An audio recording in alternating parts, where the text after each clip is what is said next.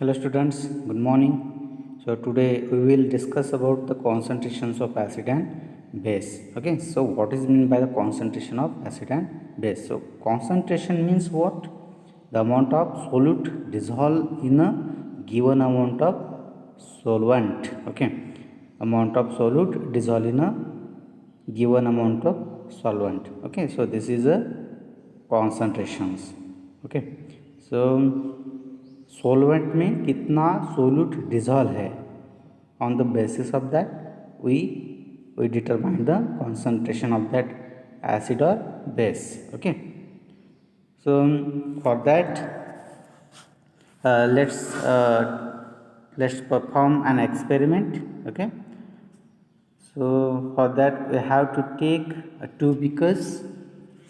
Okay, these two beakers named as A, okay, and B. Okay, we gave name as A and B to this beakers. Okay, so in beaker number 1 or A, we took 10 ml water. Okay, कितना 10 ml water, and in beaker number 2 we took 20 ml water. Okay, 20 ml water. Now I have to cut a lemon into two equal parts. Okay, suppose this is a lemon. Now I have to cut this lemon into two equal parts. So it must cut into the two equal parts. Okay, now take the juice of each part into separate beakers. Okay, क्या करना है अभी? इसका जो juice है, दो separate part किए थे हमने, तो उसका जो जूस है हमको किस में लेना है? इस दोनों बीकर में डालना है. ओके, इक्वली डालना है. क्या होगा? ओके, देन हमको क्या करना है? स्टर करना है, उसको अच्छे से स्टर करना है. ओके, स्टर करने के बाद में उसको उसकी जो टेस्ट है, जो सॉल्यूशन तैयार होगा स्टर करने के बाद, उस बीकर में जो सॉल्यूशन तैयार होगा, उस सॉल्यूशन का हमको क्या करना है? टेस्ट करना है. Understood it? टेस्ट करने के बाद में आपको क्या ऑब्जर्व होगा? किस सॉल्यूशन की टेस्ट आपको ज़्यादा सोर लगेगी, खट्टी किसकी लगेगी सबसे ज़्यादा? तो ये ऑब्जर्व करना है आपको. तो आपको समझ में आ जाएगा कि जो सॉल्यूशन ए था हमारा, उसकी जो टेस्ट थी वो सबसे ज़्यादा खट्टी थी. ओके, और सॉल्यूशन बी जो था हमारा, उसकी जो टेस्ट थी, उसकी ए की कंपैरिजन में उसकी जो टेस्ट थी वो थोड़ी कम खट्टी लगेगी हमको. ठीक है, so this is the difference between two solutions. Okay, when in that case we took solvent in different proportion. Okay, in first beaker we took 10 ml water, and in beaker number 2 we took 20 ml water. Okay, so there is a difference in proportions of solvent, not solute. Solute remain same, the quantity of solute remain same. Okay, so in the above activity the sour taste of the solution is because of the solute. Okay, ये किसकी वजह से हुई थी? किसकी वजह से हमको टेस्ट आई थी? सोल्यूट की वजह से हमको खट्टी टेस्ट आई थी. Okay, so lemon juice in them, जो लेमन जूस था हमारा, so lemon juice is called as the solute. Okay, जो लेमन जूस है उसको हम क्या बोलेंगे? सोल्यूट बोलेंगे. Understood it? The quantity of the lemon juice is the same in both the solution. Okay, जो क्वांटिटी थी सोल्यूट की, मतलब जो लेमन जूस हमने यूज़ किया था उसकी जो क्वांटिटी थी सेम थी. ओके, खाली डिफरेंस किस में आया था? उसके सॉल्वेंट के क्वांटिटी में आया था. ओके, एक इसमें हमने 10 लिया था और एक इसमें 20 लिया था. Understood it? So and because of that different proportions of solvent, its taste was different. Okay, so solution in the first beaker is more sour than the solution in the second beaker. Okay, understood it? So that is the reason behind that. Now, although the quantity of solute is the same, quantity जो है solute की जो same है इन both the solution, the quantity of the solvent is different. जो quantity थी solvent की quantity कैसी थी, डिफरेंट थी. ओके, और इसकी वजह से हमको खट्टी टेस्ट मिली थी. Okay, so the ratio of quantity of solute to the quantity of resulting solution is different. Okay, इसकी वजह से हमको जो रेशियो मिला quantity of solute versus solution का, उसका जो रेशियो है वो डिफरेंट आएगा. अंडरस्टूड? क्योंकि हमने डिफरेंट सोल्यूट यूज़ किए थे. ओके, डिफरेंट सॉल्वेंट जो प्रोपोर्शन था, क्वांटिटी थी सॉल्वेंट की वो डिफरेंट थी. उसकी वजह से जो हमको सॉल्यूशन मिला उसका कॉन्सेंट्रेशन भी डिफरेंट आएगा, है कि नहीं? So this ratio is larger for the solution in the first beaker. Okay, the concentration ratio, okay, ratio is larger in the solution kept in first beaker, and therefore that solution taste more sour. Okay, और इसकी वजह से जो test जो beaker number A में जो solution था उसकी टेस्ट हमको कैसी लगेगी, ज़्यादा सोर लगेगी. Okay, so on the other hand, the proportions of lemon juice in the total solution in the second beaker is smaller and taste is less sour. Understood it? Now, the taste of foodstuff depends upon the nature of the taste, giving ingredients and its proportions in the foodstuff. जो कुछ भी हम foodstuff खाते हैं, okay, जो कुछ भी available है हमारे नेचर में, उसका जो नेचर है, ओके, उसकी जो टेस्ट है वो किसके ऊपर डिपेंड करेगी, जो कुछ भी इंग्रेडिएंट्स उस फूडस्टफ में यूज़ किया गया है. ओके, सो जो कुछ भी इंग्रेडिएंट्स हम यूज़ करते हैं उस फूडस्टफ में वो बनाने के लिए, सो उसके ऊपर ये डिपेंड करेगी. ओके, और उसका जो प्रोपोर्शन है सोल्यूट टू सॉल्वेंट उसके ऊपर भी डिपेंड करेगी. Similarly all the properties of the solutions depends on the natures of the solute and solvent. Okay, और दूसरी जो इम्पोर्टेंट चीज़ है इसमें वो क्या है, अगर सोल्यूट और सॉल्वेंट की प्रॉपर्टी अगर डिफरेंट है तो हमको जो फूड स्टफ मिलेगा, जो फूड स्टफ हम तैयार करेंगे वो भी कैसा रहेगा, उसकी टेस्ट जो है डिफरेंट रहेगी. Understood it? सो हम देखते हैं कभी ढोकला लेते हैं, अगर हमने फूड स्टफ लिया और उसमें जो इंग्रेडिएंट्स हम यूज़ करते हैं, ओके, तो उस इंग्रेडिएंट की वजह से या सॉल्वेंट की प्रॉपर्टी की वजह से या सॉल्यूट की प्रॉपर्टी की वजह से उसकी जो टेस्ट है डिफरेंट लगेगी. Understood that? जलेबी अगर हमने ली उसकी टेस्ट डिफरेंट है, ढोकला लिया तो उसकी टेस्ट डिफरेंट है, समोसा लिया तो उसकी टेस्ट डिफरेंट है. ओके, अनदर समझो हमने विनेगर लिया तो उसकी टेस्ट डिफरेंट है. Understood it? और वेरियस सॉल्यूशंस हम यूज़ करते हैं, ओके, तो उस सॉल्यूशंस की जो टेस्ट है, जो एसिड, तो सॉल्यूशन मतलब क्या, एसिड और बेसिस कुछ भी हो सकते हैं. ओके, समझ में आपको? तो उसकी टेस्ट हमें डिफरेंट लगेगी. Okay, now the proportions of solute in A solution. Okay, क्या बोले, the proportion of A solute in A solution is called the concentration of the solute, okay, in the solution. मैंने पहले बताया था आपको कि कॉन्सेंट्रेशन मतलब क्या, the amount of solute dissolve in a given amount of solvent. That means the proportions of solute in A solution. उस solution में सोल्यूट का प्रोपोर्शन कितना है, सो on the basis of that we can determine the concentrations of solute in the solution. Understood that point?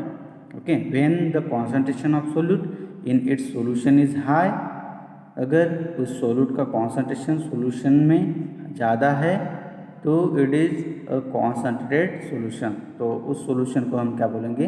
Concentrated solution बोलेंगे। Understood that? तो उस solution को हम क्या बोलेंगे?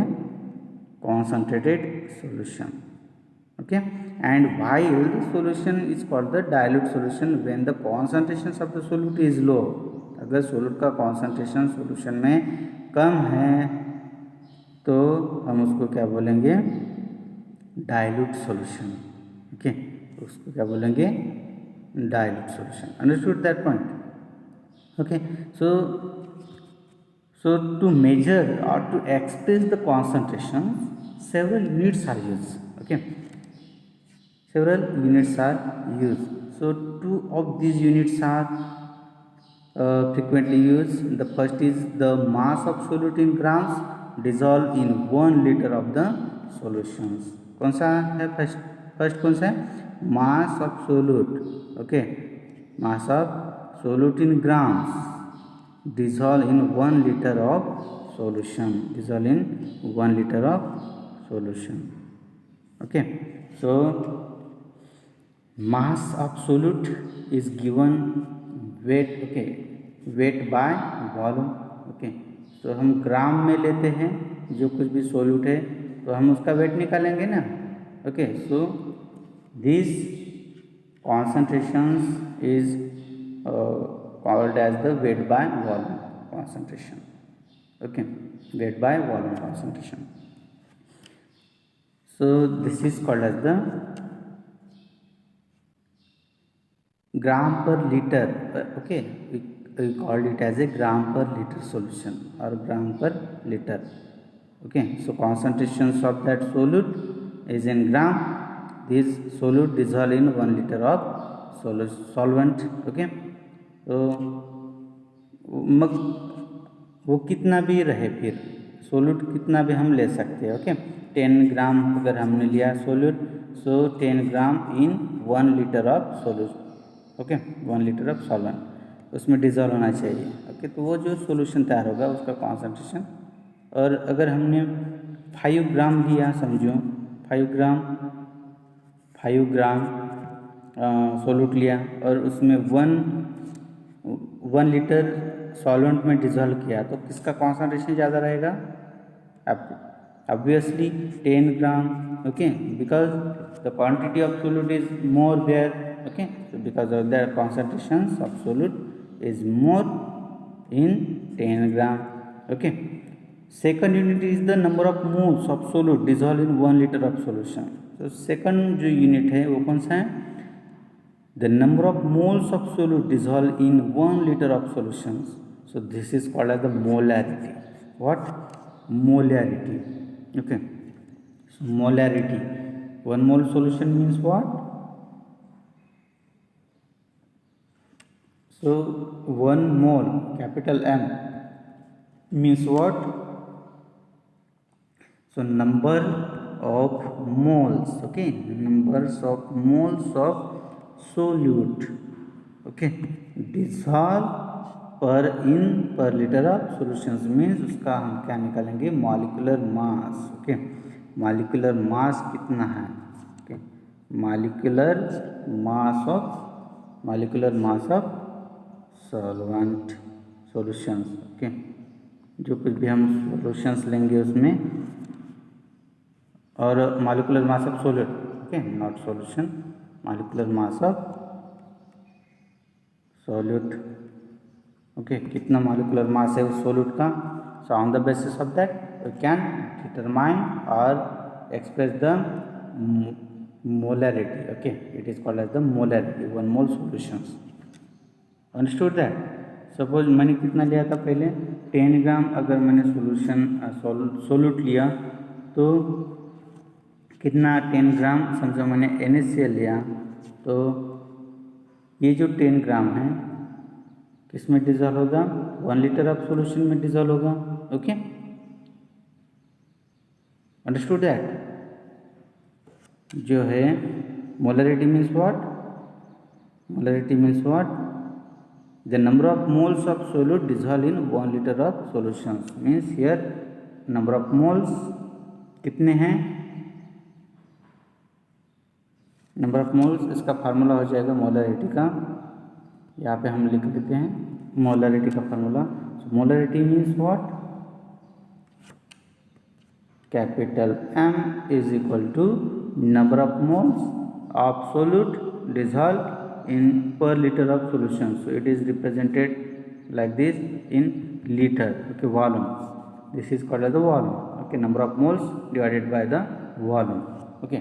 And if you have to calculate the number of moles, then it has formula, mass of means given mass of solute, given mass of solute means NaCl, समझो जो कुछ भी हमने सोल्यूट यूज किया है, okay, given mass of solute divided by the molar mass of solute, okay, understood that. So ये molarity निकालने के लिए सबसे पहले हमको क्या निकालना पड़ेगा, नंबर ऑफ मोल्स निकालने पड़ेंगे, okay. First of all I have to calculate the number of moles. और नंबर ऑफ मोल्स कैसे कैलकुलेट करेंगे, तो उसका फार्मूला है गिवन मास, जो कुछ भी हमको मास दिया हुआ होगा, यहाँ पे मैंने समझो 10 ग्राम दिया NaCl, तो यहाँ पे कितना आएगा 10 ग्राम आएगा, यहाँ पे 10 ग्राम आएगा डिवाइडेड बाय मोलर मास कितना है NaCl का 58.5 है, ओके, 58.5 है। हमने कैसे निकाला, तो मोलर मास कैसे निकाल सकते हैं, तो एटॉमिक मासेस, ओके। अब कॉन्स्टिट्यूएंट्स एलिमेंट्स, जो कुछ भी कॉन्स्टिट्यूएंट एलिमेंट्स प्रेजेंट है उसमें कौन से, NaCl में सोडियम है और क्लोराइड है। सोडियम का एटॉमिक मास कितना है 23 है, क्लोरीन का एटॉमिक मास 35.5 है, तो उसको ऐड अगर हमने किया तो हमको मिलेगा 58.5, okay. So this is the molar mass of solute.